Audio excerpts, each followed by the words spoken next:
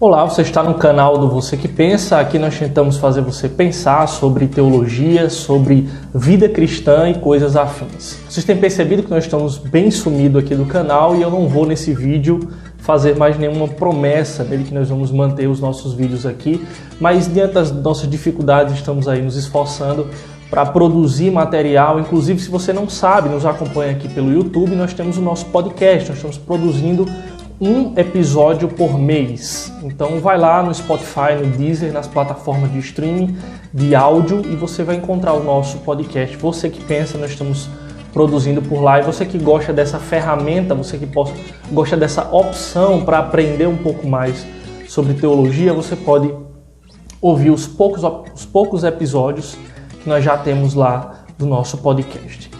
E hoje eu apareci aqui para nós falarmos sobre um assunto que foi bastante discutido aí durante esses meses de pandemia, quando a coisa estava mais difícil, né? Quando as igrejas estavam fechadas. Agora nós já voltamos a abrir as nossas igrejas, aos poucos estamos voltando a cultuar presencialmente, mas por muito tempo as igrejas ficaram fechadas, se não na sua totalidade, na sua grande maioria as igrejas ficaram fechadas.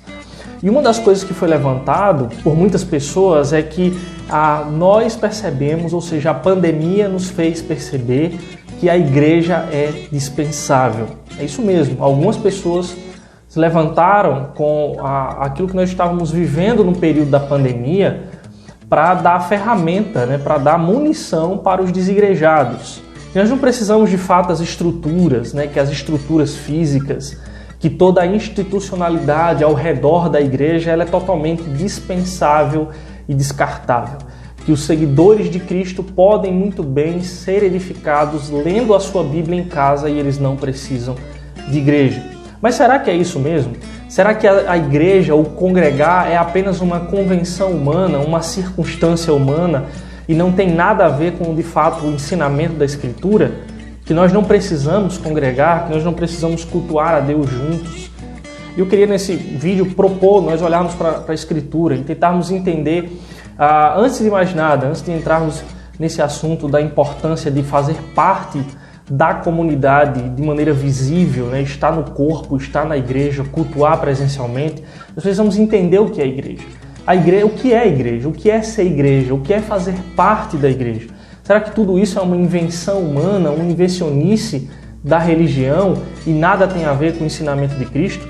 Será que as pessoas que dizem que Cristo não fundou igreja nem religião estão certas? Quando nós olhamos para a Escritura, nós vemos pelo menos 4 sentidos em que a expressão igreja aparece no contexto bíblico, né? Primeiro, nós podemos encontrar o termo igreja significando todo o povo de Deus em todos os séculos, ou seja, o conjunto de todos os eleitos. Os reformadores chamavam isso de igreja invisível. Nós encontramos isso, por exemplo, no texto conhecido de Mateus 16, 18, em que Cristo diz que sob esta pedra ali, se referindo a Pedro e a sua confissão de fé, ele fundaria a sua igreja, ele estabeleceria a sua igreja. É a igreja invisível, é a totalidade dos filhos de Deus, daqueles que professam a fé no Senhor Jesus. Então tem esse sentido amplo e o próprio Senhor Jesus usou esse sentido. A Escritura também usa o termo igreja como uma comunidade local de cristãos, ou seja, uma igreja que se reunia visivelmente para adoração e para o ministério. Esse significado abrange a vasta maioria de referências à igreja, o termo eclésia no grego, que aparece no Novo Testamento. Por exemplo, nós temos isso em Filemon, no versículo 2, onde Paulo escreve àquele homem dizendo que uma igreja se reunia na sua casa. Nós temos outras tantas referências que falam sobre a igreja de certa cidade, igreja de Éfeso, igreja de Esmirna, enfim, nós temos as 7 cartas da igreja lá em Apocalipse e também nas cartas paulinas. O termo igreja também pode significar todo o povo de Deus no mundo, em uma determinada época, talvez melhor definida como uma igreja universal. Ou seja, em alguns contextos da Escritura aparece o termo como significando todo o povo de Deus naquele tempo espalhada por todos os lugares. Então era a igreja do Senhor em vários lugares, não só em uma cidade ou em uma casa específica, mas todo o povo de Deus, aqueles que professavam a fé em Cristo, em todo o mundo, em uma determinada região.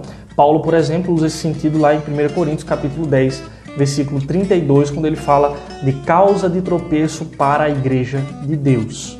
E ainda um último sentido que nós encontramos no Novo Testamento para a expressão igreja é a igreja dentro da igreja.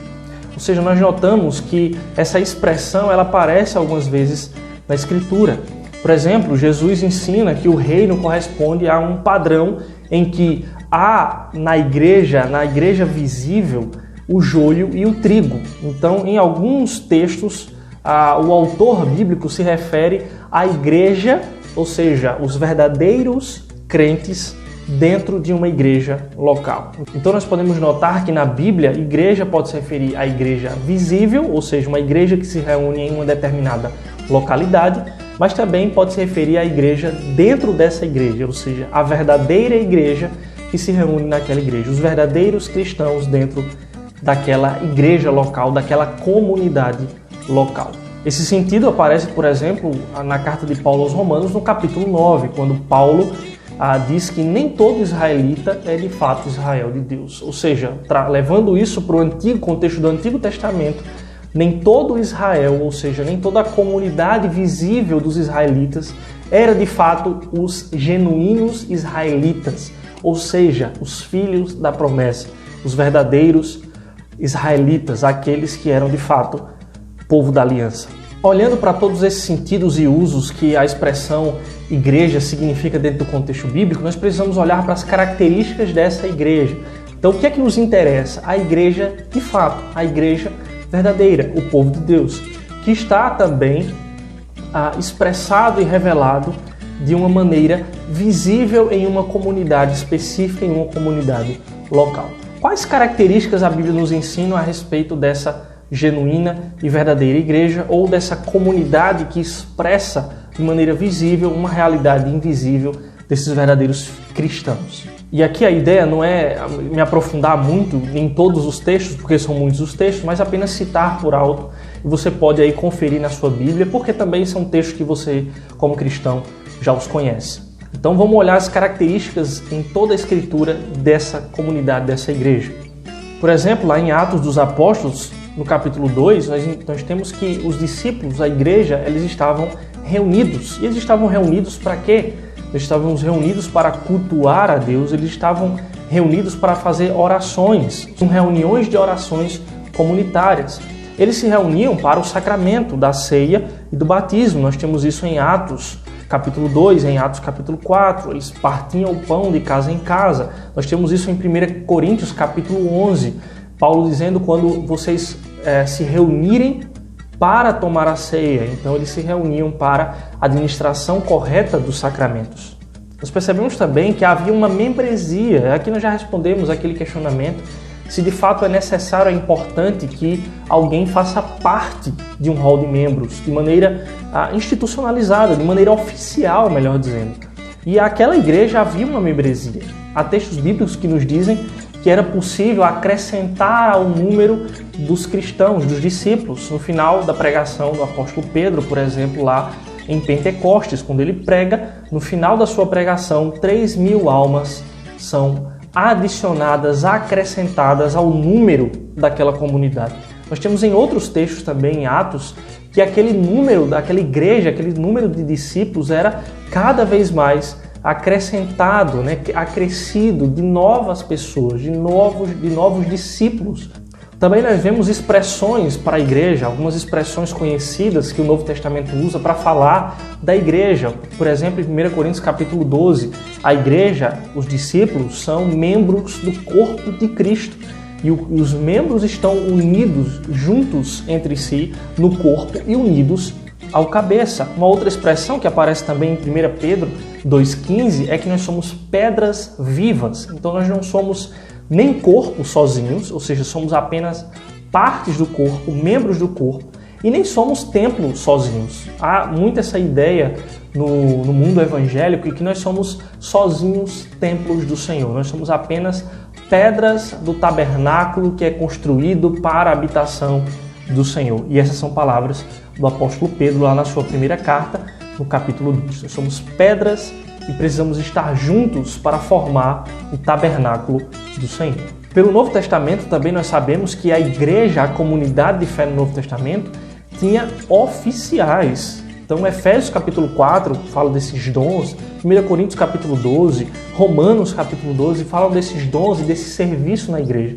Mas Efésios capítulo 4 fala de pastores, fala de mestres, fala de profetas sobre a igreja de Deus. Que havia um governo instituído, que havia líderes. Hebreus também, capítulo 12, fala desses líderes, desses guias que ensinam, que se dedicavam ao ensino da igreja. Nós temos o contexto de Atos e das cartas de Paulo, as cartas pastorais, por exemplo, falando desses presbíteros e diáconos e apresentando para nós as características, os pré-requisitos para esses oficiais. Então, diáconos e presbíteros, uma organização, uma liderança, uma hierarquia, um governo. Isso só acontece no contexto de comunidade. Por meio desses oficiais, a igreja estava, de certa forma, unida, né? Eles estavam, as várias igrejas locais espalhadas durante o período do Novo Testamento estavam unidas. Nós conhecemos a narrativa, o relato conhecido lá em Atos, capítulo 15, do primeiro concílio, o concílio de Jerusalém, em que as igrejas, os oficiais, os presbíteros daquelas igrejas, eles vão a Jerusalém para debater o assunto a respeito da circuncisão dos gentios. E ali, depois de um intenso debate entre os apóstolos e os presbíteros, aquela decisão, ela desce e Paulo e os seus companheiros de viagem vão levando essa decisão às outras igrejas, às outras comunidades. Então essas igrejas estão reunidas, estão unidas de certa forma. Há uma organização, uma instituição, uma igreja organizada. Poderíamos ainda falar de tantos outros textos que nos comprovam a ideia da igreja em comunidade, da igreja reunida e organizada. Nós temos, por exemplo, várias expressões do Novo Testamento uns aos outros. Nós temos vários textos que falam em amar uns aos outros, servir uns aos outros, considerar os outros e admoestar, exortar uns aos outros, estimular uns aos outros as boas obras. Então, esse uns aos outros, essas várias expressões uns aos outros que aparecem dentro do contexto bíblico, aponta para uma comunidade, em que essa vida em comunidade promove essa comunhão, promove essa exortação uns aos outros, esse serviço mútuo entre os membros da comunidade. Tudo isso comprova a realidade visível da igreja, a organização, a institucionalidade da igreja. Nós vemos os oficiais, a liderança da igreja nos textos bíblicos. Então nada disso é uma invenção humana. Cultuar a Deus, como essa igreja também do Novo Testamento fazia, então nada disso é convenção ou circunstancial, mas nós fazemos em obediência às Escrituras. Nós temos um modelo na Escritura para vivermos a vida em comunidade, a vida em igreja. É necessário lidar ainda com os argumentos daqueles que se levantam para dizer não, mas a igreja primitiva, a igreja do primeiro século, a igreja dos apóstolos, não se reuniam nos templos. Então os templos são dispensáveis. O templo apenas é pompa da religião, né? O templo não é um lugar mais santo do que as nossas casas. E de fato, nós concordamos que os nossos templos religiosos evangélicos não são como o templo do Antigo Testamento. Eles não têm o mesmo sentido de que havia o templo de Salomão, por exemplo, com todos os seus aspectos levíticos, cerimoniais e religiosos. E sim, de fato, a igreja do primeiro século se reunia em casas, num primeiro momento, por causa da perseguição. Nós encontramos isso em Atos dos Apóstolos. Os discípulos, como também o próprio Jesus, por um certo tempo, continuou cultuando nas sinagogas judaicas, mas por causa da perseguição, essa igreja passou a se reunir nas casas. E depois, muito depois, com o fim da perseguição, é que começa-se a construir templos, lugares públicos para a adoração daquela igreja. Então a argumentação aqui não é a favor do local correto para a adoração, até porque o Senhor Jesus nos ensinou que não há essa coisa mais, após a nova aliança, de um lugar certo para a adoração. O lugar certo para a adoração é o lugar em que a igreja se reúne para adorar a Deus em espírito e em verdade. Então não importa o lugar. Pode ser na sua casa, pode ser numa casa, pode ser numa sala, pode ser ao ar livre, pode ser num templo, pode ser num galpão, num ponto, né, que não tem uma estrutura religiosa. Não importa o lugar, o que importa é a estrutura orgânica da igreja. Importa que tenha líderes levantados pelo Senhor para ensinar. Importa que tenha oficiais, que tenha as características da igreja, a leitura bíblica, a oração, a exortação, os sacramentos corretamente administrados. Tudo isso acontece no contexto da igreja local, da comunidade local, e nós acabamos de ver o modelo disso nas Escrituras. Então o local em si físico, a estrutura física, não é a coisa mais importante. O local em que a igreja se reúne, a igreja reunida nesse local para viver a vida em comunidade, em obediência às Sagradas Escrituras. Então é isso que nós aprendemos. Igreja na Escritura implica em coletividade, em comunidade. A comunidade dos santos em Cristo Jesus. Como disse Van Hooser no seu livro, nesse livro que está aqui, Autoridade Bíblica Pós-Reforma, ele diz que a igreja não é um acidente, ela não é um parêntese ou um apêndice no plano de Deus para a salvação. Ela é certamente o clímax do drama da redenção. Afinal de contas, a trama central da Escritura relaciona-se com Deus, formando uma nação santa e trazendo à luz um povo sob seu governo em seu lugar. Então é o povo de Deus reunido debaixo da autoridade de Cristo, assim como Ele ordena na sua palavra. E aí, o que é que você acha disso? Você concorda? Você discorda? Você pode usar aqui os comentários para um debate saudável. E compartilha esse vídeo com as pessoas que você conhece, manda aí no grupo da igreja, manda no grupo da família, manda para sua tia que não quer congregar mais, porque acha que a igreja não importa, importa ler a Bíblia em casa e fazer as suas orações. Então mostre para o seu amigo desigrejado esse vídeo para que ele se arrependa e volte para a igreja. Que Deus abençoe, compartilha, curte e se inscreva no canal se você ainda não é inscrito. Deus abençoe e até o próximo vídeo.